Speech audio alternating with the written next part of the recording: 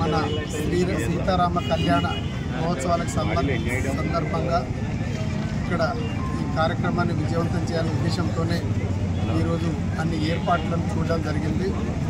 ముఖ్యంగా ఇక్కడ సీతారామ కళ్యాణం శ్రీరామనవమి ముఖ్యంగా మన భద్రాచలంలో సీతారాముల కళ్యాణం కంటే వైభవంగా ఇక్కడ జరుగుతూ ఉంది.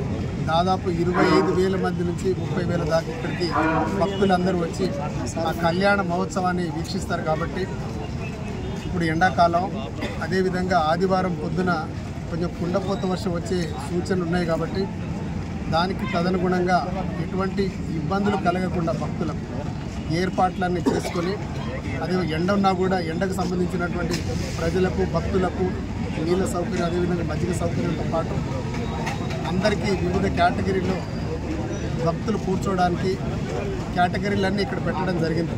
ముఖ్యంగా కమిటీ సభ్యులకు, అదేవిధంగా విఐపీలకు, వెనకాల మహిళలకు, అదేవిధంగా జనరల్ పబ్లిక్తో పాటుగా ద్వారం కూడా 2 ద్వారాలుగా పెట్టడం జరిగింది.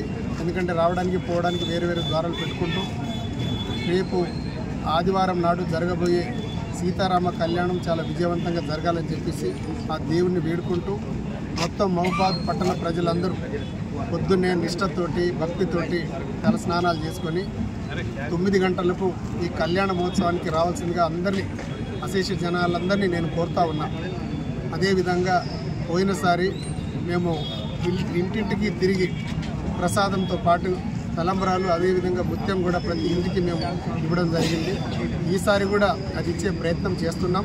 కాబట్టి భక్తులారా, టీవీలలో కాకుండా మీరు నేరుగా ఇక్కడ కళ్యాణోత్సవ కార్యక్రమం ఇక్కడికి వచ్చేసి సీతారాముల కళ్యాణాన్ని వీక్షించి శ్రీరాముల వారి ఆశీర్వాదాలు తీసుకోవాల్సిందిగా మన మహబూబాద్ పట్టణ ప్రాంత వాస్తవులందరికీ నేను పేరున కోరుకుంటూ సెలవు తీసుకుంటాను.